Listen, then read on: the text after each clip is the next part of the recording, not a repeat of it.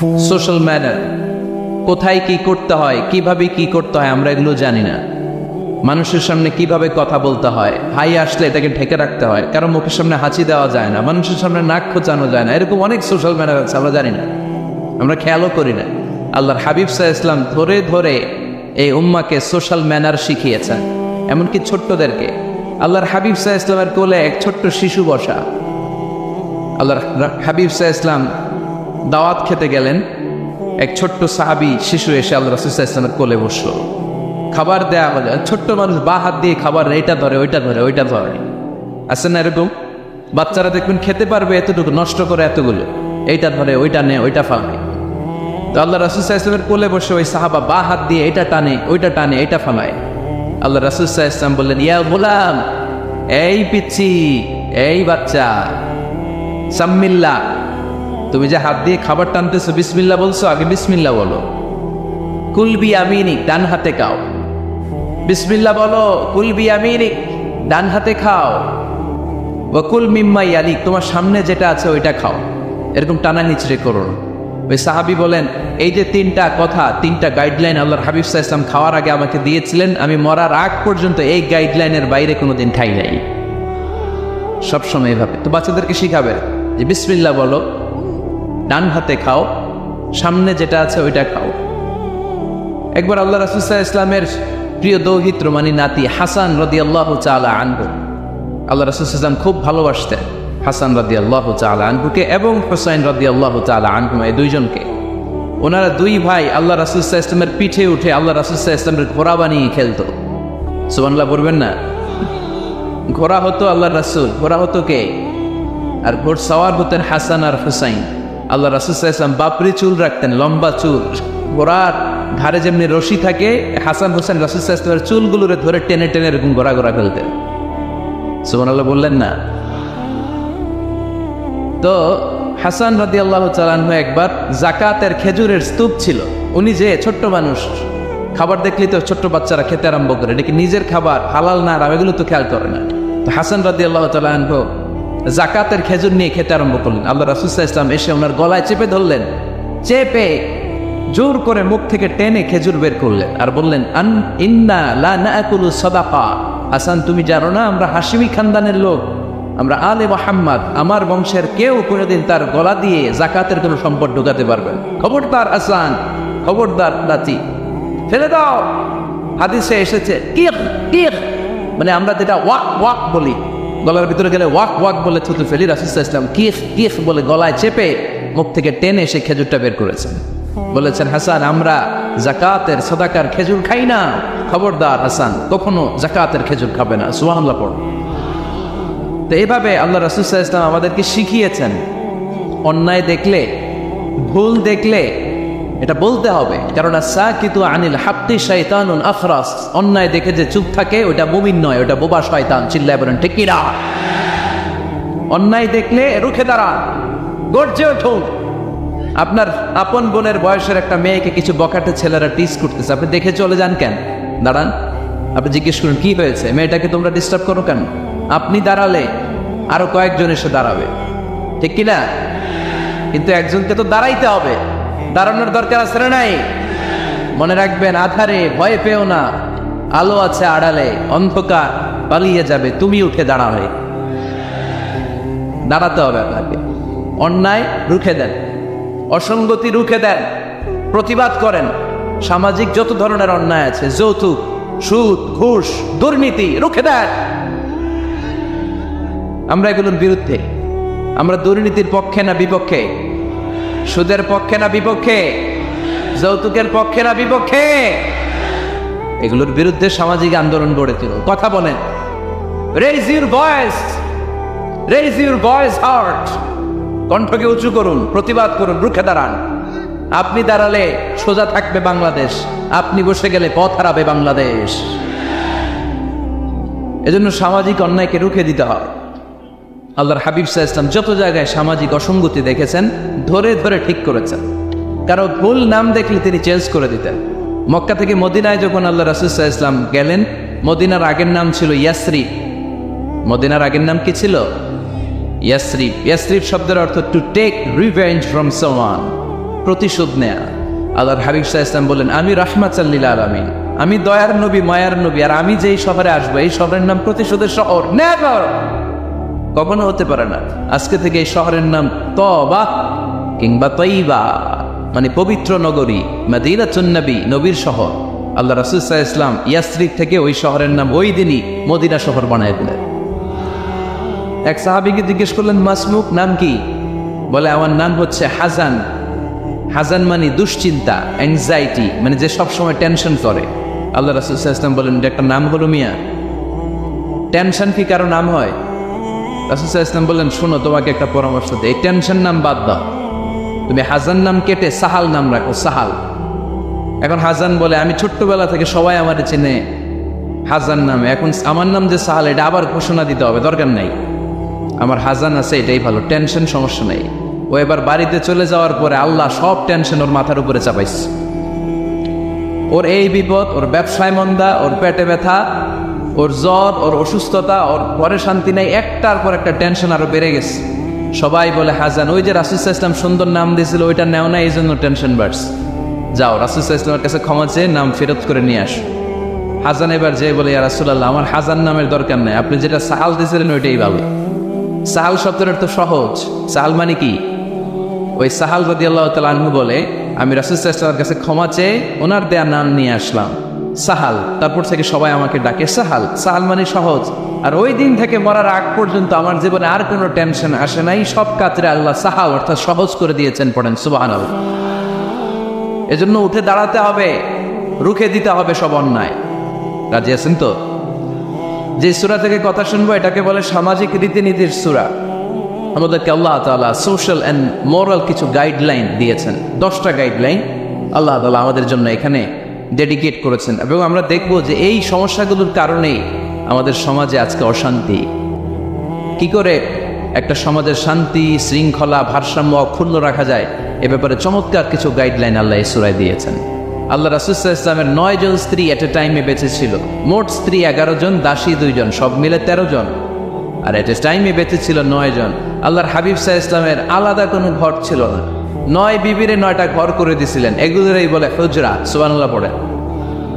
তো উনি যখন ওখানে থাকতেন, মাঝে মাঝে দূর থেকে কিছু বেদুইন লোকেরা আসতো, যাদের মধ্যে সভ্যতা, ভব্যতা আসে নাই। এরা এসে আল্লাহ রাসূল সাল্লাল্লাহু আলাইহি ওয়াসাল্লামকে ডাকা শুরু করতো। আমরা আমাদেরকে যেমনে ডাকি, আপনার নাম যদি হয় আব্দুল্লাহ, আমি আপনার বন্ধু হলে আপনারা ডাকবো, ওই আব্দুল্লাহ এদিকে আয়। এভাবে ডাকবো না? বন্ধু তো, তুই আমার বন্ধু, আব্দুল্লাহ এদিকে আয়। আব্দুর রহিম আমার বন্ধু, তো আমি ডাকবো, এই আব্দুর রহমান এই। কিন্তু আল্লাহ রাসূল সাল্লাল্লাহু আলাইহি ওয়াসাল্লামের নাম হচ্ছে মুহাম্মদ, ওনারা কি ডাকা যাবে এই মুহাম্মদ এই? ডাকা যাবে? উনি কি আমাদের মতো মানুষ? উনি মানুষ, তবে অসাধারণ মানুষ, ঠিক কিনা? তো কিছু বেদুইন এসে দুপুরবেলা রাসূল সাল্লাল্লাহু আলাইহি ওয়াসাল্লাম বিশ্রাম নিচ্ছিলেন, তারা এসে বলতে আরম্ভ করলো, ইয়া মুহাম্মদ, ইয়া মুহাম্মদ, এই মুহাম্মদ এই, বের হও। আল্লাহ বরদাস্ত করলেন না। আল্লাহ বললেন, খবরদার, নিজেরা নিজেদেরকে যেমনে ডাকো নবীর ওইভাবে ডেকো না, তোমাদের সব আমল বরবাদ হয়ে যাবে। অপেক্ষা করো, অপেক্ষা করো, অ্যাপয়েন্টমেন্ট নাও, পারমিশন নাও, সালাম দাও। কার কথা? চিল্লায় বলতে হবে কার? রব্বুল আলামিন বলেন, ইয়া আইয়ুহাল্লাযীনা আমানু লা তাদখুলু বুয়ুতান গায়রা বুয়ুতিকুম হাত্তা তাস্তানিসু ওয়া তুসাল্লিমু আলা আহলিহা যালিকুম খায়রুন লাকুম লাআল্লাকুম তাযাক্কারুন। পড়েন আল্লাহু আকবার। আল্লাহ বললেন, ও বিশ্বাসীরা শোনো শোনো, তোমাদের ঘর ছাড়া অন্য কারো ঘরে যদি যাও, অপরিচিত কারো বাসায় যদি যাও, যাওয়ার আগে অনুমতি নাও আর সালাম দাও। দেখেন সমাজ পরিবর্তনের ওয়াজ। অনুমতি নিতে হবে, সালাম দিতে হবে, পারমিশন নিয়ে যাবেন, অ্যাপয়েন্টমেন্ট নিয়ে যাবেন। অনেকে এমপির বাসায় যেয়ে ভিড় করে, এমপিরে পায় না, রাগ থাকে, আরে আসছি, এমপি হয়েছে তো কি হয়েছে, পাওয়া যায় না সময় মতো। এমপিরও কাজ আছে না নাই? উনি তো আপনাদের জন্যই কাজ করেন, যে মিটিংগুলো করে আপনাদের জন্য, এই নির্বাচনী এলাকার জন্য করে, এগুলো বুঝতে হবে। অনেক ব্যস্ত মানুষ। হুজুরের বাসায় যে, এই হুজুর নামে না এখনো, এতক্ষণ ধরে বসে আছি, 2 কাপ চা দিয়ে বসায় রাখছে আমাদেরকে, এরকম অভিযোগ আসছে না নাই? কিন্তু হুজুরও মানুষ, হুজুরের ঘুমানো লাগে, হুজুরের গোসল করা লাগে, হুজুরের বিশ্রাম লাগে, হুজুরের ফ্যামিলি আছে, হুজুরও অসুস্থ হয়, হুজুর রোবট না, ঠিক কিনা?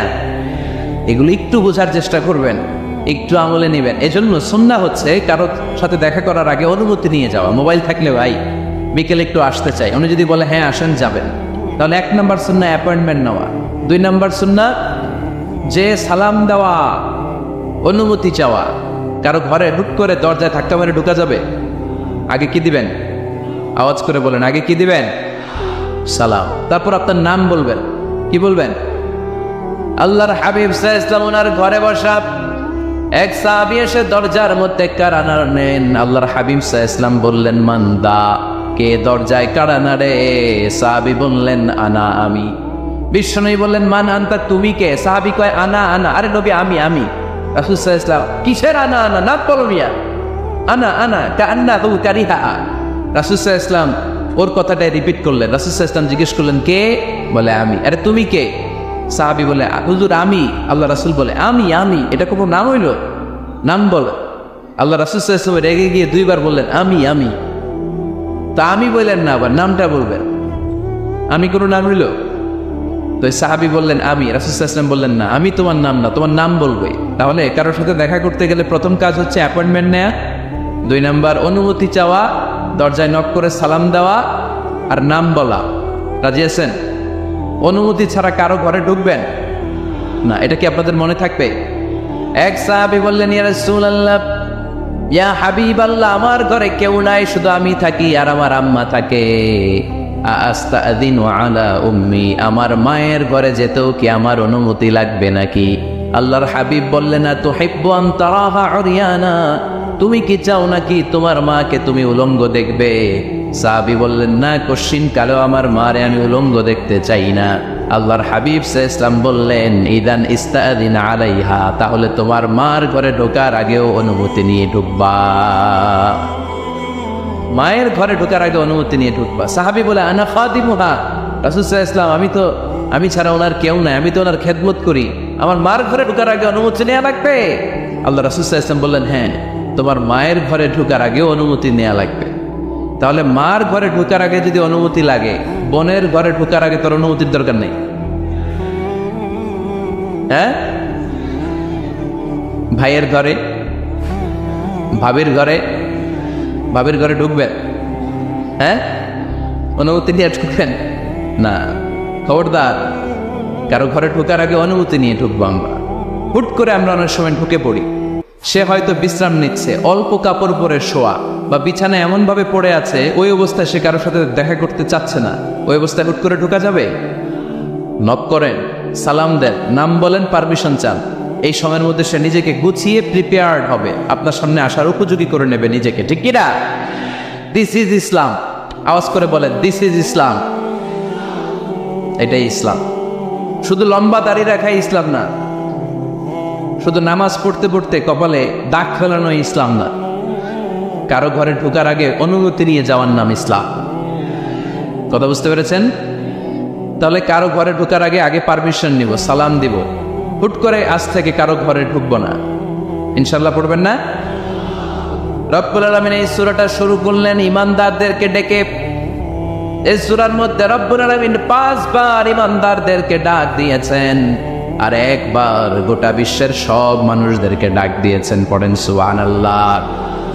আল্লাহ বললেন, ইয়া আইয়ুহাল্লাযীনা আমানু লা তুকদ্দিমু বাইনা ইয়াদাইল্লাহি ওয়া রাসূলিহি ওয়াত্তাকুল্লাহ ইন্নাল্লাহা সামিউল আলীম। আল্লাহ বললেন, ও বিশ্বাসীরা শোনো, প্রথম গাইডলাইন, এই সমাজে যদি শান্তি চাও, সমাজটারে যদি সুন্দর বানাতে চাও, আল্লাহ রাসূলের বিধানের উপরে কোনো কথা বলো না। আল্লাহ রাসূল যেই বিধান দিয়েছেন ওই বিধানটাই ফাইনাল। আল্লাহ রাসূল যা বলছে ওইটা ফাইনাল, না আমার যা মন চায় ওইটা ফাইনাল? কারটা ফাইনাল? আল্লাহ রাসূলেরটা ফাইনাল। কোন বিশ্বাসী নারী, কোন বিশ্বাসী পুরুষ আল্লাহর বিধান চলে আসার পরে মন গড়া কোনো কাজ করতে পারে নাকি? মুমিন নারী পুরুষ সব সময় ওই বিধান পালন করে যেই বিধানটা আমাদের জন্য ফরজ করেছে কে? আল্লাহ রাসূল যা বলেছে এটাই ফাইনাল। খবরদার, আল্লাহ এবং আল্লাহ রাসূলের দেয়া কোনো বিধানকে টপকে যেও না। Don't try to be over smart, বেশি স্মার্ট হতে যেও না। যতটুকু ইসলাম দিয়েছে ওইটার মধ্যেই থাকো। ইসলামের চেয়ে বেশি স্মার্ট কোনো কিছু হতে পারে? ইসলামের চাইতে কোনো কিছু বেশি মডার্ন হতে পারে? আল্লাহর দেয়া, আল্লাহ রাসূলের দেয়া কোনো আইনের চেয়ে কোনো স্মার্ট আইন পৃথিবীবাসী বানাতে পারে? এজন্য আল্লাহ বললেন, ওয়ামা কানা লিমুমিনিন ওয়ালা মুমিনাতিন ইযা কাদাল্লাহু ওয়া রাসূলুহু আমরান আন ইয়াকুনা লাহুমুল খিয়ারাতু মিন আমরিহিম। আল্লাহ রাসূলের বিধান যখন জানা হয়ে যায়, কোনো মুমিন বান্দা বান্দি তাদের আর নিজেদের পক্ষ থেকে কোনো অপশন থাকে না, কোনো চয়েস নাই। আমার আল্লাহ বলেছে 5 ওয়াক্ত নামাজ জামাতের সাথে পড়ো, এর উপরে আমাদের কোনো কথা আছে নাকি? আল্লাহ নারীদেরকে বললেন হিজাব পরে রাস্তায় বের হও, এর উপরে কোনো কথা আছে নাকি? আল্লাহ বললেন সমাজের ফিনান্সিয়াল ট্রানজ্যাকশন গুলো ব্যবসার মাধ্যমে হবে, কোনো সুদের কারবার চলবে না, এর উপরে মুমিনদের কোনো কথা আছে নাকি? আল্লাহ রাসূল যেটা বলেছে ওইটাই ফাইনাল, ওইটাই সবচেয়ে শ্রেষ্ঠ। খেয়াল রাখবেন, এর চেয়ে বেশি শ্রেষ্ঠ হতে পারে? এক সাহাবী বললেন আমি সারা রাত তাহাজ্জুদ পড়ব, ঘুমাবো না। এক সাহাবী বলল আমি আর স্ত্রীদের কাছে যাব না।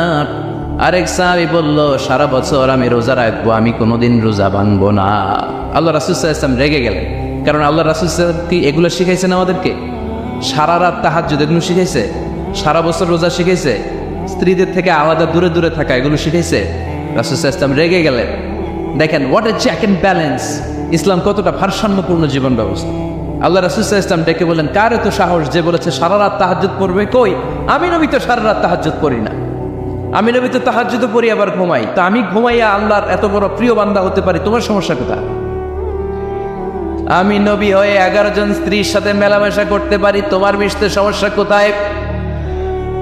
আমি নবী রোজা রাখি, আবার মাঝে মাঝে রোজা রাখি না, দিনের বেলা খাই, এভাবে মানতে তোমার সমস্যা কোথায়? ইন্নী লাখশাকুম লিল্লাহি ওয়া আতকাকুম লাহু, আমি নবী সবার চাইতে বেশি আল্লাহরে চিনি, আমার নবীর চাইতে আল্লাহরে বেশি কেউ চিনে? আরে নবী তো আমাদেরকে আল্লাহকে চিনিয়ে দিয়েছে, চিল্লায় বলে ঠিক কি না? আমার নবীর চাইতে কেউ বেশি বুজুর্গ হতে পারবে না, আমার রাসূলের চাইতে কেউ বেশি আল্লাহওয়ালা হতে পারবে? তার মানে রাসূল যতটুকু শিখিয়েছে অতটুকুই শ্রেষ্ঠ। এটা টপকিয়ে, এটার উপর দিয়ে অ্যাডভান্স হয়ে সামনে যাওয়া যাবে? বেশি বোঝা যাবে না। খবরদার, রাসূল যেটা শিখিয়েছেন অতটুকুর মধ্যে থাকতে হবে, তাহলে কল্যাণ আর বরকত দিবে কে? মাগরিবের ফরজ নামাজ কয় রাকাত? তো কেউ যদি বলে আমি অনেক বড় আল্লাহর ওলি, আমি 5 রাকাত পড়বো, সব বেশির জন্য, হ্যাঁ কি কয় হবে না? 5 রাকাত তো, সেজদা কয়েকটা বেশি আছে এটার মধ্যে, রুকু কয়েকটা বেশি, কষ্টও বেশি, হবে? কথা কয় না, হবে? রমাদানের 30 দিন রোজা রাখা ফরজ, আপনি যদি বলেন না রমজানে না রেখে এটা আমি শাবান, জুলকাদ, জুলহাজ 3 মাস টানা 90 দিন রেখে দিব, বেশি রাখবো আমি, হবে? কারণ বেশি বুঝছে। কারণ কি? আল্লাহ রাসূলের চাইতে বেশি বোঝা যাবে, আল্লাহ রাসূলের চাইতে বেশি বুজুর্গ সাজা যাবে? খবরদার, never be advanced from Allah and his Rasul. Allah এবং আল্লাহ রাসূলের চাইতে আমরা অ্যাডভান্স হব না। আল্লাহ রাসূল যা দিয়েছেন ওইটাই ফাইনাল। ওইটা কি ফাইনাল? আওয়াজ করে বলেন ওইটা কি? তাহলে সামাজিক সুখ সম্প্রীতির প্রধান মাধ্যম হচ্ছে আল্লাহ রাসূল যা বলেছে এটাই আমরা মানব, এর উপর আমরা কোনো কথা বলতে চাই? এরপর আল্লাহ ইমানদারদেরকে আবার ডাক দিলেন, বললেন ইয়া আইয়ুহাল্লাযীনা আমানু লা তারফাউ আসওয়াতাকুম ফাওকা সাওতিন নবী, ও বিশ্বাসীরা খবরদার, আমার নবীর কণ্ঠের চাইতে তোমাদের কণ্ঠ বড় করো না। ঘোষণাটা কার? কারণ সাহাবারা আল্লাহ রাসূল সাল্লাল্লাহু আলাইহি ওয়াসাল্লামের চারদিকে এরকম ঘিরে বসে থাকতো। এজন্য সাহাবাদেরকে উদ্দেশ্য করে আল্লাহ বললেন, আমার নবীর গলার সাউন্ড যতটুকু তোমাদের সাউন্ড থাকবে অতটুকু বা অতটুকুর চেয়ে কম, এর চেয়ে বড় হওয়া যাবে তাহলে বেয়াদবি হয়ে যাবে। তাহলে কি হয়ে যাবে? বনু তামিম গোত্রের নেতা কে হবে? আল্লাহর হাবিব সাল্লাল্লাহু আলাইহি ওয়াসাল্লাম পরামর্শ করছিলেন। আবু বকর রাদিয়াল্লাহু তাআলা আনহু বললেন, আমার মনে হয় এই লোকটা হইলে ভালো হয়। ওমর ফারুক বলেন, না উনি না, আমার মতে এই লোকটা হইলে ভালো।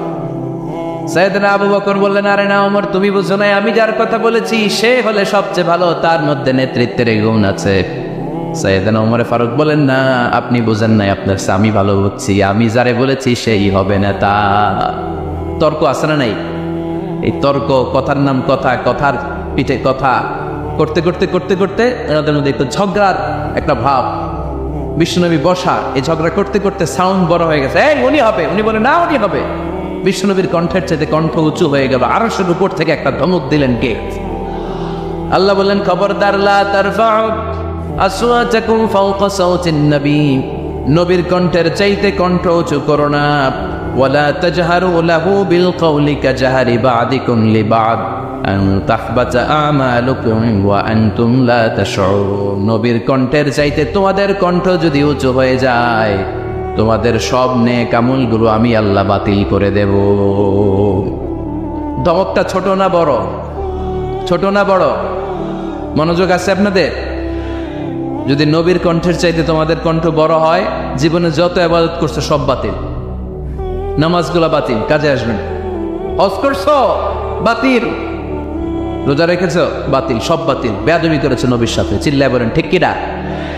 নবীর কণ্ঠের চাইতে নিচু হতে হবে কণ্ঠ। এই আয়াত আসার পরে সাহাবারা তো এমন ভয় পেলেন, এবার নবীর কাছেই কেউ আসে না। সুবহানাল্লাহ বলবেন না? ভয়ে আসে না, ভয়ে না জানি আমার কণ্ঠ আবার নবীর কণ্ঠের চাইতে উঁচু হয়ে যায়। ওমর ফারুক রাদিয়াল্লাহু তাআলা ডানে ঘুরে বায়ে ঘুরে কাছে আসে না, আবু বকর রাদিয়াল্লাহু তাআলা ডানে ঘুরে বায়ে ঘুরে কাছে আসে না। আল্লাহর হাবিব ওমর ফারুককে ডাকলেন, এই ওমর সামনে আসো, এদিকে আসো। ওমর ফারুক আসলেন, কিন্তু ওমর ফারুক এত আস্তে আস্তে কথা বলেন, বিশ্বনবী ওমর ফারুকের কথা কানে শোনে না। সুবহানাল্লাহ নাই? এত আস্তে আস্তে ওমর ফারুক কথা বলেন, বিশ্বনবী শুনতে পান না। ওমর কি বললা, একটু জোরে বলো না। ওমর ফারুক একটু জোরে বললেন, তাও শুনেন না। বিশ্বনবী বললেন, আরেকটু সাউন্ড বড় করে বলো, আমি তো শুনি না, জোরে বলো। ভয়, কারণ কণ্ঠ যদি উঁচু হয়ে যায় আমার নবীর কণ্ঠের চাইতে, জীবনে সব ইবাদত শেষ। এজন্য কথা কওয়ার দরকার নেই, ইবাদতগুলো ঠিকঠাক আওয়াজ করে পড়তে হবে, আল্লাহু আকবার। তাহলে 2 নম্বর গাইডলাইন, লা তারফাউ আসওয়াতাকুম ফাওকা সাওতিন নবী, নবীর কণ্ঠের চাইতে কণ্ঠ উঁচু করো না। আপনারা হজ উমরা করেছেন কে কে দেখি? মাশাআল্লাহ, হাত নামান। যারা আমরা করি নাই, আমরা আল্লাহর কাছে কামনা করি, আল্লাহ আমাদেরকেও তুমি যাওয়ার তৌফিক দাও। আমরাও যেন আমার নবীর কবরের সামনে দাঁড়িয়ে নবীর সালাম পড়তে পারি, তৌফিক দাও। আমিন। আমরাও যেন রাউদাতুম মিন রিয়াদিল জান্নাহ ঢুকে 2 রাকাত নামাজ পড়তে পারি, তৌফিক দাও। তোমার ঘরটা যেন তাওয়াফ করতে পারি, তৌফিক দাও। মক্কা মদিনার ঐতিহাসিক জায়গাগুলো যেন দেখে হৃদয়টারে ঠান্ডা করতে পারি, আল্লাহ তৌফিক দাও। তো যারা গিয়েছেন তারা জানেন, মসজিদে নববীতে নামাজের পরে আপনারা যখন পূর্ব দিকে, প্রথম কাতারের পূর্ব দিকে সবাই লাইন ধরে যেতে যেতে প্রথমে বাম দিকে পড়ে রাউদাতুম মিন রিয়াদিল জান্নাহ, জান্নাতের বাগান সমূহ থেকে একটা বাগান। পুরো মসজিদে নববীর কার্পেটের এক কালার, ওই রাউদাতুম মিন রিয়াদিল জান্নাহর কার্পেটের আরেক কালার। আল্লাহ রাসূল সাল্লাল্লাহু আলাইহি ওয়াসাল্লামের ঘর আর মিম্বার এতটুকু জায়গাকে অন্য কালারের কার্পেট দেয়া হয়েছে। এটা দুনিয়ার বুকে জান্নাতের টুকরার মধ্যে থেকে একটা টুকরা। সুবহানাল্লাহ। হাজিরা খুব ভিড় করে এখানে নামাজ পড়ার জন্য। এটা বাম দিকে পাবে। এরপরে যেতে যেতে কিছু দূর যাওয়ার পরেই বাঁ দিকে পাবেন বিশ্বনবী সাল্লাল্লাহু আলাইহি ওয়াসাল্লামের কবর, আল কবর আশ শরীফ। আমার নবী এখানে শুয়ে আছে। যেই নবীর কথা আজীবন ওয়াজে শুনলেন, যেই নবীরে নামাজের তাশাহুদে বসে সালাতু সালাম পড়ে শোনা, যে নবীর জন্য দেহের তাজা রক্ত আমরা বিলিয়ে দিতে রাজি, ওই নবীর কবরের সামনে যে যখন দাঁড়াবেন আর ভাববেন আমার আর নবীর থেকে ব্যবধান 5-6 হাত, এইখানে আমার নবী শুয়ে আছে, এইখানে আমি, আপনি কি ধৈর্য ধারণ করতে পারবেন? কথা বলেন, নিজেকে সামলে রাখতে পারবেন? আমার নবীর কোন উম্মত প্রথম যখন উমরা করতে যায়, হজ করতে যায়, নবীর কবরের সামনে দাঁড়িয়ে নিজেকে সামলে রাখতে পারে না, চিৎকার দিয়ে কান্না আসে, চোখ দিয়ে ধা ধা করে অশ্রু ঝরে। যেই নবীর ভালোবাসা আমার হৃদয়ের মধ্যখানে, আমার নবী নাকি শোয়া আছে এই জায়গায় আমার নবী শোয়া। সহ্য হয় না, বুক ফেটে চিৎকার আসে, কিন্তু চিৎকার দেয়া যায় না। কারণ যে আয়াতের তাফসীর আপনাদেরকে শোনাচ্ছি, এই আয়াতটা বিশ্বনবীর কবরের উপরে লেখা, লা তারফাউ আসওয়াতাকুম ফাওকা সাওতিন নবী। তুমি নবীর দরবারে এসেছো, এখানে বড় গলায় আওয়াজ করে কোনো কথা বলা যাবে না, চিল্লায় বলেন ঠিক কি না? এই আয়াতটা আজও লেখা নবীর কবরের উপর, লা তারফাউ আসওয়াতাকুম ফাওকা সাওতিন নবী। এটা নবীর দরবার, এখানে চিৎকার চেঁচামেচি করে দুরূদ পড়া যাবে, লাফালাফি করা যাবে না। অত্র হবে আন্তরিকতার সাথে, বিনয়ের সাথে নবীরে সালাম দিতে হবে। সুবহানাল্লাহ পড়ো। আল্লাহ রাসূল সাল্লাল্লাহু আলাইহি ওয়াসাল্লাম আমাদের থেকে বিদায় নিলেন, কিন্তু এই আয়াতের হুকুম আজও আছে না নাই? অনুরূপভাবে যারা আমাদের উস্তাদ, মা বাবা, আধ্যাত্মিক নেতা, ধর্মীয় গুরু, ইসলামী আন্দোলনের নেতা, তাদের সামনেও উচ্চবাচ্য করে আওয়াজ করা যাবে, তাদের সাথে ভদ্র ভাষায় কথা বলার দরকার আছে না নাই? তাহলে দুইটা গাইডলাইন আমরা পেলাম। প্রথম গাইডলাইন হচ্ছে আল্লাহ রাসূল যা বলেছে এটাই ফাইনাল, এটাই কি? কথা বোঝে নাই? আল্লাহ রাসূল যা দিয়েছে সেটা কি ফাইনাল। আর 2 নাম্বার হচ্ছে নবীর কণ্ঠের চাইতে কণ্ঠ উঁচু করা যাবে যাবে না। 3 নম্বরে আল্লাহ মুমিনদেরকে আবার ডাক দিলেন, বললেন ইয়া আইয়ুহাল্লাযীনা আমানু ইন জাআকুম ফাসিকুম বিনাবাইন ফাতাবায়ানু। কেউ যদি তোমাদের কাছে কোনো সংবাদ নিয়ে আসে, সংবাদটা বিশ্বাস করার আগে যাচাই করে নাও। আদেশটা কার? জোরে বলেন। আমরা কিছু শুনলেই বিশ্বাস করি, এরকম আছে না নাই? যা শোনে তাই বিশ্বাস করে, এরকম করা যাবে? তো কি করবেন তিনি? হ্যাঁ, কি করতে হবে? ঠিক না বেঠিক? হ্যাঁ, ঘটনাটা ঠিক না বেঠিক এটা আমাদেরকে যাচাই করতে হবে। You have to justify the news, you have to verify the report. Whatever you found in social media or Facebook, don't share.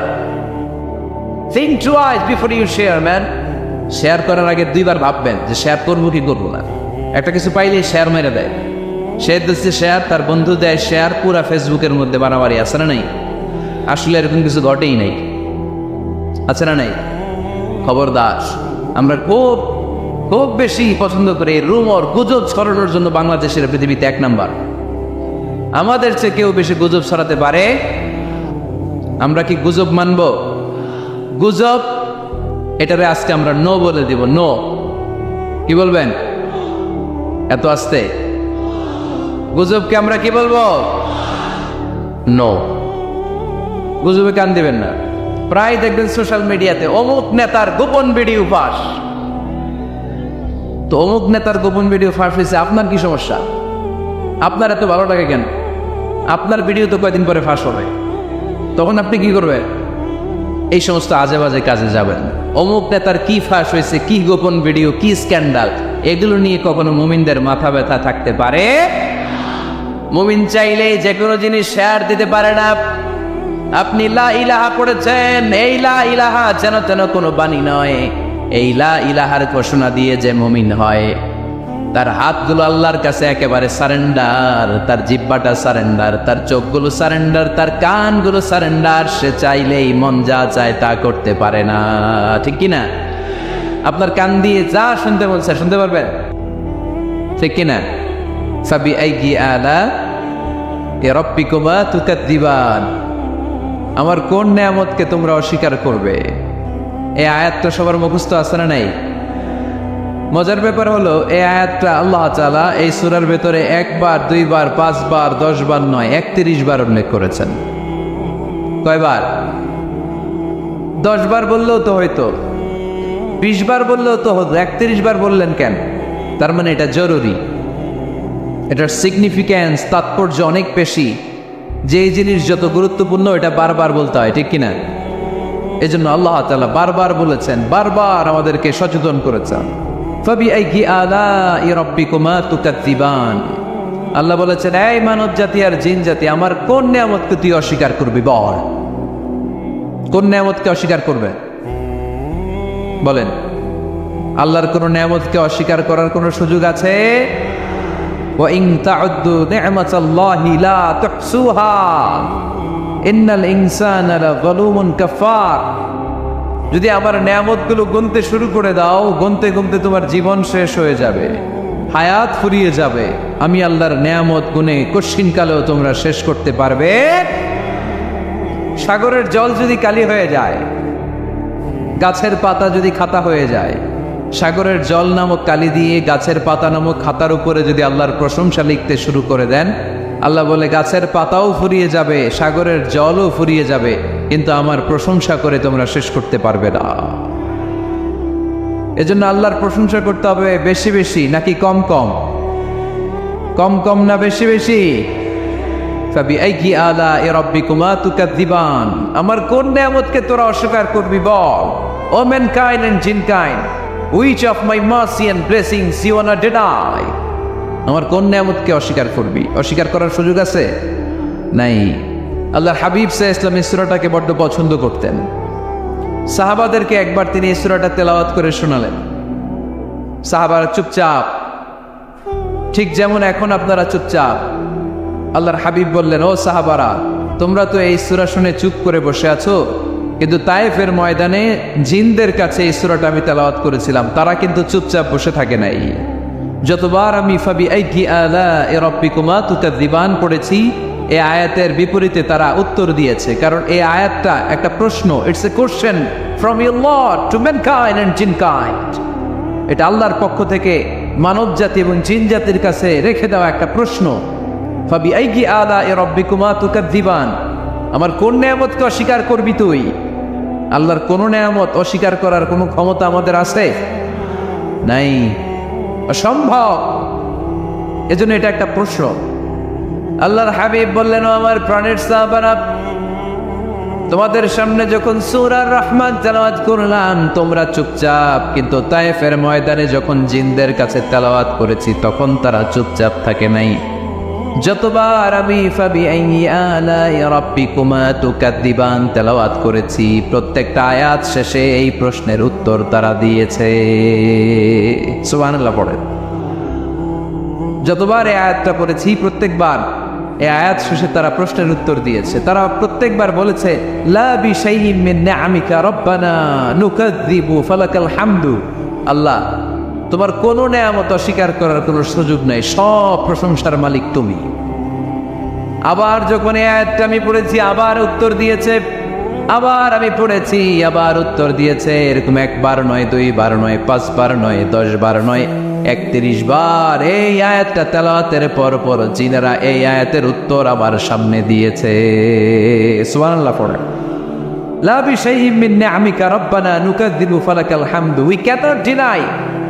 We cannot deny any of your mercy and blessings. All praises to you. All praises to you. সব ক্ষমতার মালিক একজন, চিল্লায় বলতে হবে, তিনি কে? তিনি হচ্ছেন আল্লাহ। সূরাতু আর রহমান, সূরার নাম কি? আরো জোরে বলেন। কোরআনের 55 নম্বর সূরা এটা। কত নাম্বার? আয়াত আছে 78টা। কয়টা? সূরাটা মাক্কি সূরা। কি সূরা? এবার প্রশ্ন করি, উত্তর দেন। এই সূরাটা কোরআনের কততম সূরা? 55। আয়াত কয়টা? 78টা। মাক্কি না মাদানী? মাশাআল্লাহ, এই তো আপনারা উত্তর করতে পেরেছেন।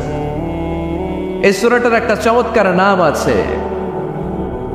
বাইহাকী শরীফে আল্লাহর হাবিব সাল্লাল্লাহু আলাইহি ওয়াসাল্লাম ইরশাদ করেন, ইন্না লিকুল্লি শাইইন আরুস ওয়া আরুসুল কুরআনি সূরাতু আর রহমান। আল্লাহর হাবিব বললেন, সবার জন্য একজন নববধূ আছে, কোরআনেরও একটা নববধূ আছে। কোরআনের নববধূর নাম হচ্ছে সূরা আর রহমান। আওয়াজ করে সুবহানাল্লাহ বলতে পারলেন না? নববধূ বুঝেন তো? হ্যাঁ, নতুন বউ। নববধূ মানে কি? আল্লাহর হাবিব বললেন, ইন্না লিকুল্লি শাইইন আরুস ওয়া আরুসুল কুরআনি সূরাতু আর রহমান। সবার জন্য একটা নববধূ আছে, কোরআনেরও একটা নববধূ আছে। কোরআনের নববধূর নাম সূরা আর রহমান। নববধূ যেমনি বাসর রাতে হাতে পায়ে আলতা মেখে, বেনারসি শাড়ি পরে, লিপস্টিক দিয়ে, খোপায় ফুল দিয়ে, জুয়েলারি পরে, অর্নামেন্টস পরে, মেকআপ করে, পার্লারিং করে তার স্বামীর জন্য ওই রাতে সে নিজেকে উজাড় করে সাজায়, ঠিক কিনা? ঠিক তেমনি আল্লাহ তাআলা এই দুনিয়াতে আমাদেরকে কি কি নিয়ামত দিয়েছেন, আবার কি কি নিয়ামত জান্নাতে গেলে দিবেন, তার সব কিছু বর্ণনা করে এই সূরাটাকে তিনি উজাড় করে সাজিয়েছেন। সূরাটার নাম কি? আরো জোরে বলেন, কি নাম? আর রহমান। একটা দুর্বল বর্ণনায় এসেছে, দুর্বল বর্ণনায়, যে আল্লাহ তাআলা, স্বয়ং আল্লাহ তাআলা জান্নাতে জান্নাতীদেরকে এই সূরা আর রহমানটা নিজ কণ্ঠে তেলাওয়াত করে শোনাবেন। আমরা আল্লাহর কণ্ঠের তেলাওয়াত শুনতে চাই কি চাই না? আল্লাহর তেলাওয়াত কি আমাদের মতো তেলাওয়াত? আল্লাহ দেখতে কি আমাদের মতো?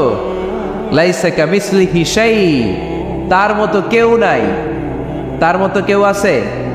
তার মতো কেউ নাই, তিনি তার মতো। তিনি কার মতো? তিনি তার মতো। লাইসা কামিসলিহি শাই। জান্নাতীরা যখন জান্নাতে ঢুকবে, আল্লাহ তাআলা প্রশ্ন করবেন, ও জান্নাতীরা, এই কোরআনে যত নাজ নেয়ামতের বর্ণনা দিয়েছিলাম তার সবগুলো কি তোমরা পাই টু পাই বুঝে পেয়েছো? জান্নাতীরা বলবে পেয়েছি। হঠাৎ এক জান্নাতি হাত তুলে বলবে, আল্লাহ একটা জিনিস তো পাই নাই। সবাই বলে পাইছে, তুমি পাও নাই। কি পাও নাই? কয় আমনেরই তো পাই নাই। সুবহানাল্লাহ পড়বেন না?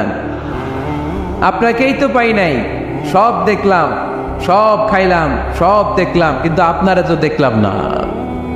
আল্লাহ তাআলা তখন বিশাল জান্নাতের এক কনফারেন্স রুমে সবাইকে বসিয়ে আল্লাহর দিদার মানুষকে দেখাবেন। আল্লাহ তাআলা তার গোপন সৌন্দর্যকে সেদিন জান্নাতীদের সামনে প্রকাশ করে দিবেন।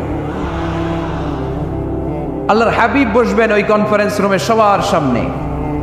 আল্লাহর হাবিবের পেছনে বসবে অন্যান্য নবীরা, তারপরে সোহাদা, সালেহিন, আউলিয়া সবাই বসবে ওই জান্নাতের কনফারেন্স রুমে। আমরাও যেন বসার জায়গায় পাই, আল্লাহ তুমি তৌফিক দিয়ে দিও।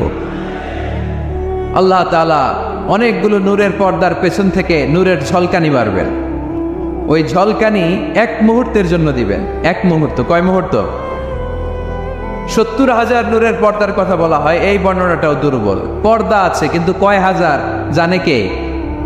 আল্লাহ। ওই পর্দা সরিয়ে আল্লাহ তাআলা সৌন্দর্যের বা নূরের ঝলকানির এক আলোকচ্ছটা জান্নাতীদের সামনে তুলে ধরবেন এক মুহূর্তের জন্য। কয় মুহূর্ত?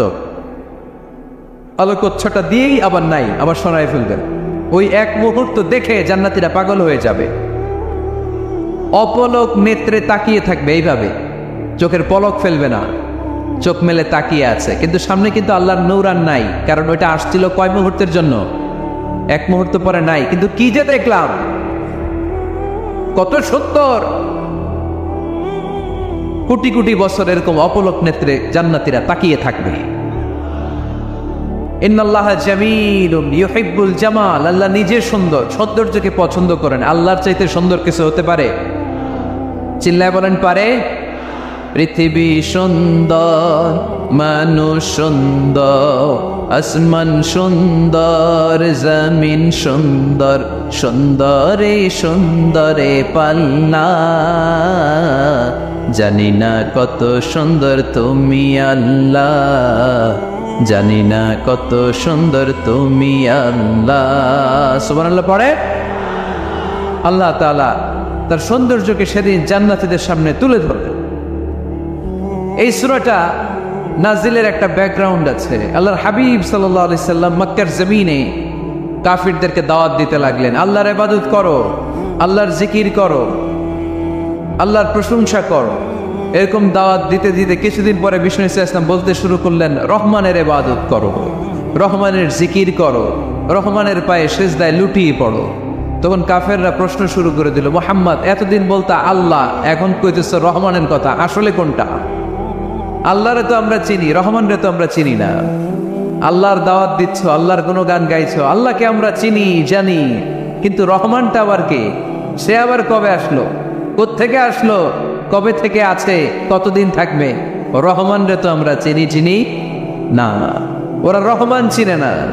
এজন্য আল্লাহ তাআলা রহমানকে চিনায় দেওয়ার জন্য আর রহমান নামে একটা সূরা নাজিল করে দিলেন।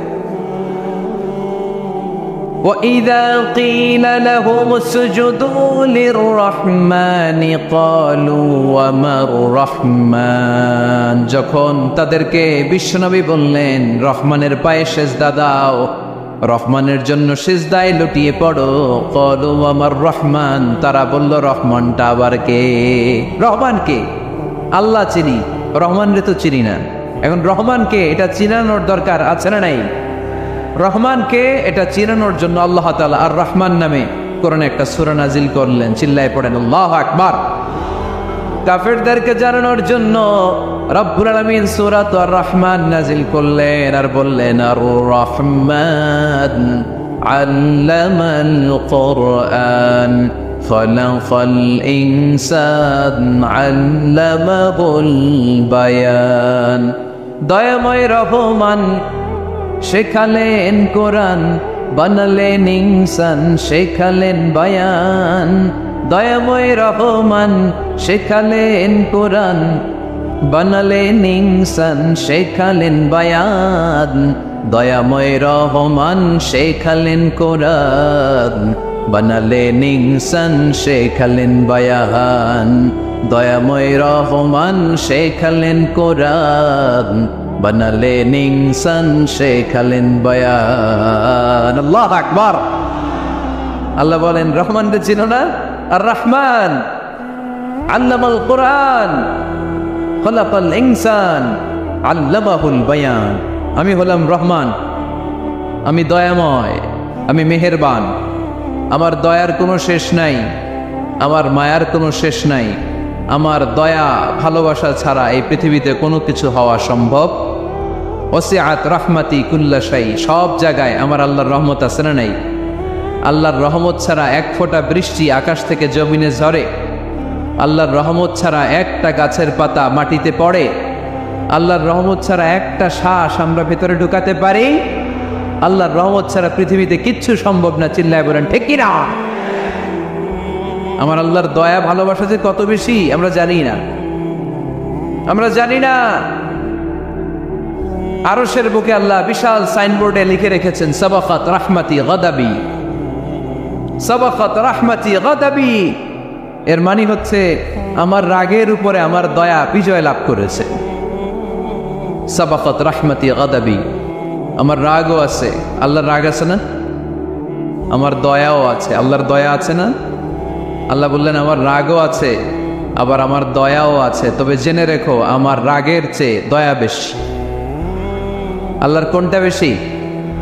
দয়া বেশি। আমাদের পাপ অন্যায় যত বড় হোক, মনে রাখবেন আল্লাহর দয়া তার চাইতেও বড়। নাকি ছোট? আপনি যত বড় পাপ করেন না কেন, আমাদের জন্য আল্লাহর পক্ষ থেকে দয়া আছে না নাই? বনি ইসরায়েলের এক লোক সিরিয়াল কিলার ছিল, খালি মার্ডার করতো, সিরিয়াল মার্ডার। একটা, দুইটা, তিনটা, 10টা, 5টা করতে করতে করতে করতে 99টা মার্ডার করেছে। কয়টা? এলাকায় আছে নাকি এরকম কেউ? 99টা মার্ডার। কল্পনা করা যায়? 99 জন মানুষকে সে নিজ হাতে হত্যা করেছে। 99 মার্ডার করার পরে তার মনে ভয় আসলো, হায়রে না জানি আল্লাহ আমার সাথে কেমন আচরণ করে আখিরাতে। আমার তওবা আছে কিনা কপালে জানি না, আমার তো ক্ষমা নাই, কি করব আমি? তো সে লোকজনদেরকে জিজ্ঞেস করলো আমার ক্ষমা আছে কিনা, এটা কে বলতে পারবে? আমাকে আল্লাহ মাফ করবে কিনা? তারা সবাই বললো এই এলাকায় এক আল্লাহর ওলি আছে, তার কাছে যাও। সে আল্লাহর ওলির কাছে যেয়ে বলে, ও আল্লাহর ওলি, আমি 99টা হত্যা করেছি, 99টা মার্ডার, আমার কপালে ক্ষমা আছে কিনা তুমি একটু বলো। আল্লাহর ওলি কই, কি বললা? 99টা মার্ডার? হায় হায় সর্বনাশ, তোর কোনো ক্ষমা নাই। এবার যে মার্ডার করছে কয় আমার যেহেতু ক্ষমা নাই, তোরে বাঁচায় রেখে লাভ কি, তোরেও দিলাম শেষ করে। এবার সেঞ্চুরি করে ফেলাইছে। কথা বুঝতেছেন? আমার যেহেতু ক্ষমা নাই, তো তোরে বাঁচায় রেখে কি লাভ, তোরেও শেষ করে দিলাম। এবার সেঞ্চুরি। সেঞ্চুরি করার পরেও ভয় আসে না নাই অন্তরে? অন্তরে তো আল্লাহর ভয়, কই যাবে? খুঁজতে লাগলো কে সমাধান দিতে পারবে। একজন বলল ওই এলাকায় একজন বড় আলেম আছে, ওই আলেমের কাছে যাও। সে আলেমের কাছে যেয়ে বলে, আলেম, আমি 99টা হত্যা করেছি, এখন আমার বড্ড ভয় হয়, আল্লাহ আমারে মাফ করবে কিনা, তুমি একটু আমারে বলো। আলেম বলে, তোমার গুনাহ যত বড়ই হোক, আমার আল্লাহর দয়া তার চাইতেও বড়। তুমি কি পাপ করেছো, কি অন্যায় করেছো তুমি? তুমি জানো না আমার রব কত মেহেরবান, তিনি কত দয়ালু, তিনি ভালোবাসার আধার, তিনি করুণার আধার।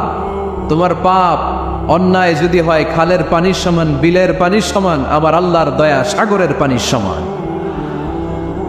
তোমার পাপ আর অন্যায় যদি হয় পাহাড়ের সমান, আমার আল্লাহর ভালোবাসার দয়া হচ্ছে আকাশের সমান।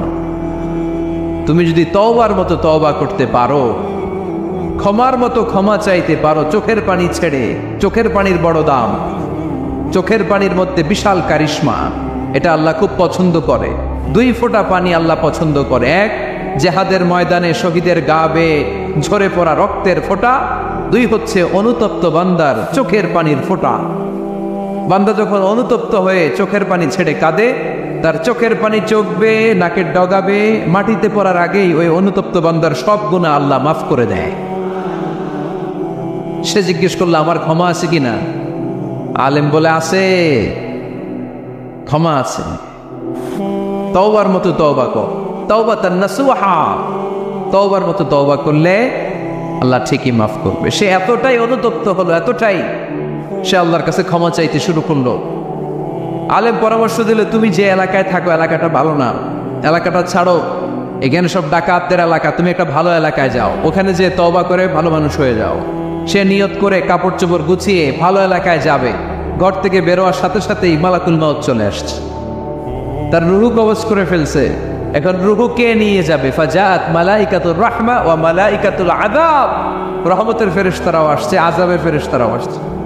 রহমতের ফেরেশতারা বলে না না, সে তওবার নিয়ত করেছে, যদিও তওবা করতে পারে নাই, যদিও ভালো এলাকায় যেতে পারে নাই, তওবার নিয়ত করেছে, অনুতপ্ত হয়েছে, ক্ষমা চাওয়ার চিন্তা করেছে, আমরা তার রুহু নিয়ে ইল্লিনে রেখে দেব।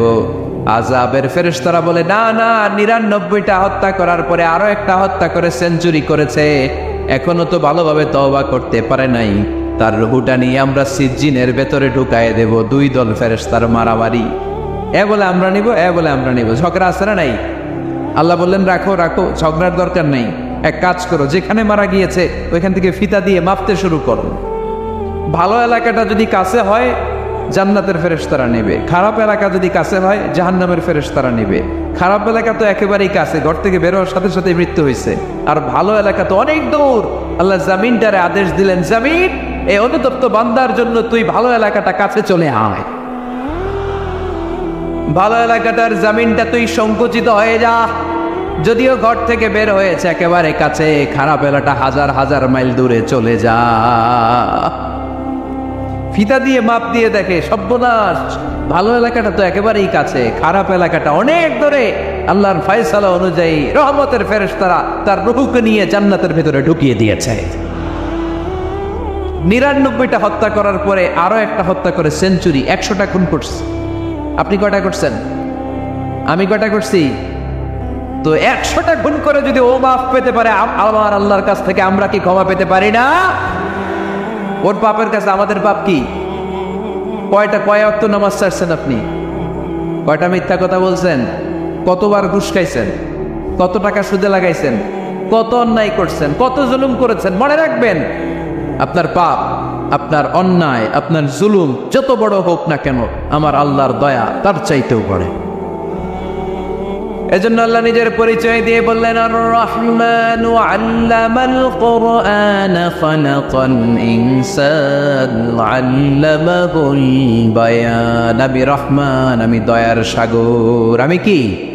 আল্লাহ তুমি দয়ার সাগর, রহমানুর রহিম, তোমার দয়াই পূর্ণ আমার সারা নিশিদিন,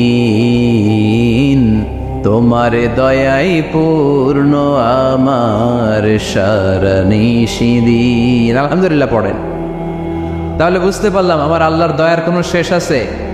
চিল্লায় বলতে হবে আছে। কয়শো টুকরা? সবাই শুনতেছেন? কষ্ট হচ্ছে তো উত্তর দিচ্ছেন না যে? কত টুকরা করলেন? ১০০। ১০০ টুকরা করে ৯৯ টুকরা দয়া ভালোবাসা আল্লাহ তাআলা নিজের কাছে রেখে দিলেন, আর ১ টুকরা দয়া আর ভালোবাসা আল্লাহ তাআলা গোটা বিশ্বের সবার মাঝে ভাগ করে দিলেন। আমরা সবাই মিলে পাইছি কয় টুকরা ভালোবাসা? উনি রেখে দিয়েছেন কয় টুকরা? ওই ১ টুকরার কিছু অংশ আমিও তো পাইছি, তাই না? আপনি পেয়েছেন, আমরা সবাই পেয়েছি, গোটা বিশ্বের সবাই, আদম আলাইহিস সালাম থেকে শুরু করে কিয়ামত পর্যন্ত যারা আসবে, এসেছিল এবং এখন আছে, সবাই মিলে কয় টুকরা? ওনার কাছে কয় টুকরা? কিন্তু এই ১ টুকরা যে আমরা সবাই ভাগে যোগে পাইলাম, আমাদের ভালোবাসার নমুনা দেখছেন? একজন আর একজনের ভালোবেসে বলে আত্মহত্যা করে ফেলে, আছে না নাই? আছে না? সালমান শাহ মারা গেছে, এই দেশের কয়েকটা মেয়ে গলায় রশি দিয়ে আত্মহত্যা করছে, শুনছেন? অমুক সেলিব্রিটির কি হয়েছে, ছাদ থেকে লাফ দিয়ে পরে মাথা ফাটাই ফেলছে। ভালোবাসা আছে না নাই? যারে ভালোবাসে তার নাম আবার ছেলেরা হাতের মধ্যে কেটে কেটে লেখে। শরীয়তপুরে এগুলো নাই, আলহামদুলিল্লাহ। হ্যাঁ, প্লাস দিয়ে লেখে, প্লাস। ধরেন আব্দুল্লাহ প্লাস শামিমা, তো এ প্লাস এস, রক্ত দিয়ে লেখে, রক্ত। আমি অবাক হই, নিডেল, সুই, সুই দিয়ে কেটে কেটে লেখে আব্দুল্লাহর এ প্লাস শামিমার এস। কি ভালোবাসা! এক ভাগ ভালোবাসার ছিটে ফোটা সবাই মিলে পাইছে। এইটা ঠেলা যদি এরকম হয়, তাহলে যিনি ৯৯ ভাগ ভালোবাসা রেখে দিয়েছে তার ভালোবাসা বেশি না কম? দেখেন, ছোট্ট বাচ্চাটা রাতে খেতে চায় না, মা যদি বলে খাও, বলে না, খাবো না। আব্বু অফিস থেকে আসুক, আব্বুর কোলে বসে বসে আব্বু আর আমি একসাথে খাবো। এই ছোট্ট বাচ্চাটা কিছু বোঝে না, কিন্তু তারপরও তার বাবার জন্য ভালোবাসা তার হৃদয়ে ঢুকাই দিছে কে?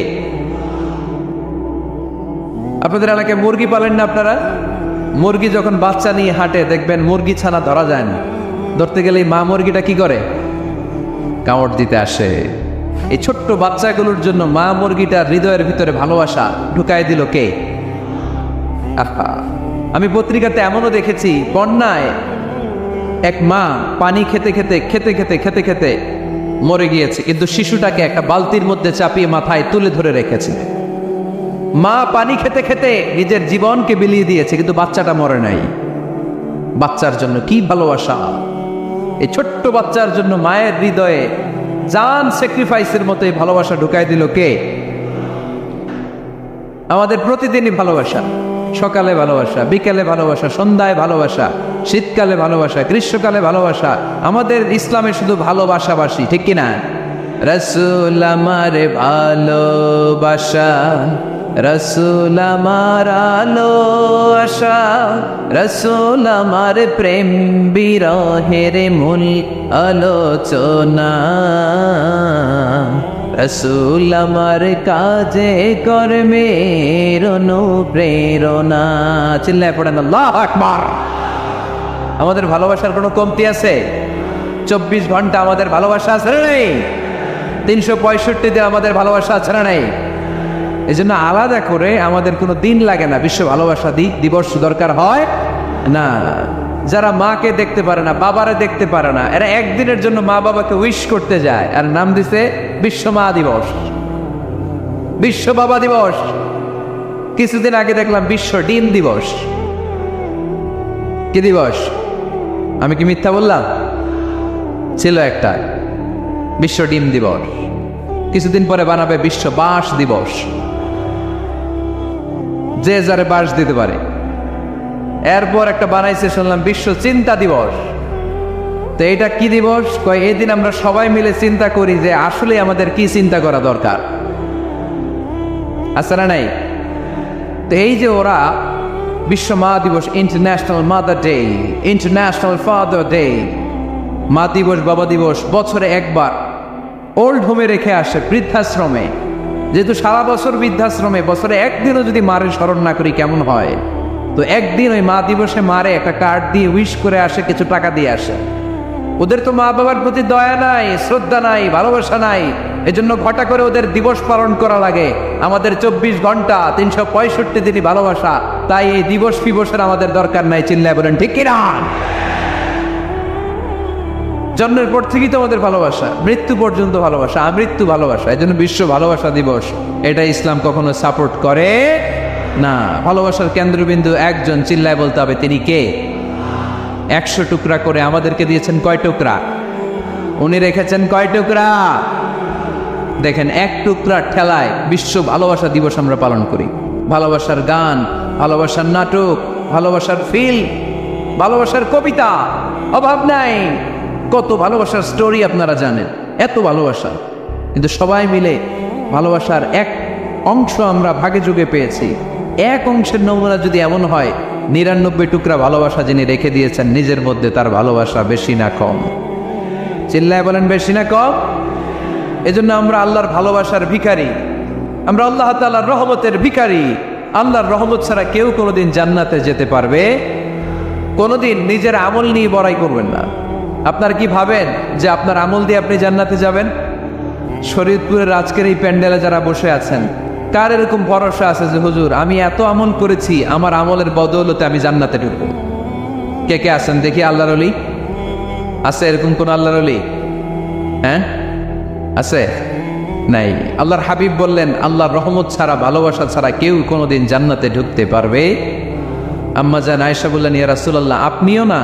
আল্লাহর হাবিব বললেন, না, আমিও না, তবে আল্লাহর রহমত আর দয়া সেদিন আমাকে ঘিরে রাখবে। মান নুকিশা উযযিবা, যার হিসাব আল্লাহ সেদিন চাইবেন সে ধরা খেয়ে যাবে। সব সময় আল্লাহর কাছে এই দোয়াটা যেন আমরা করি, আল্লাহ কিয়ামতের দিন তুমি আমার হিসাব নিও না, আল্লাহ তুমি আমার বিচার বসিও না, আল্লাহ তুমি দয়া করে আমারে মাফ করে দিও। আল্লাহ যার বিচার করবেন ও জাহান্নামে যাবে, আর যার বিচার করবেন না সে জান্নাতে যাবে। আল্লাহ যদি বিচার করে আর পাই টু পাই হিসাব নেয়, নামাজ পড়লি না কেন, রোজা রাখলি না কেন, মিথ্যা বললি কেন, হাতে ভেজাল দিলি কেন, মাছে ফরমালিন দিলি কেন, যৌতুক খাইলি কেন, ঘুষ খাইলি কেন, উল্টাপাল্টা করলি কেন, জিনা করলি কেন, একটার পর একটা প্রশ্ন বানে যদি সেই ভয়ঙ্কর দিনে আল্লাহ আমাদেরকে জর্জরিত করে, আমাদের কোনো উত্তর আছে? সেদিন আমাদের বাঁচার কোনো উপায় আছে?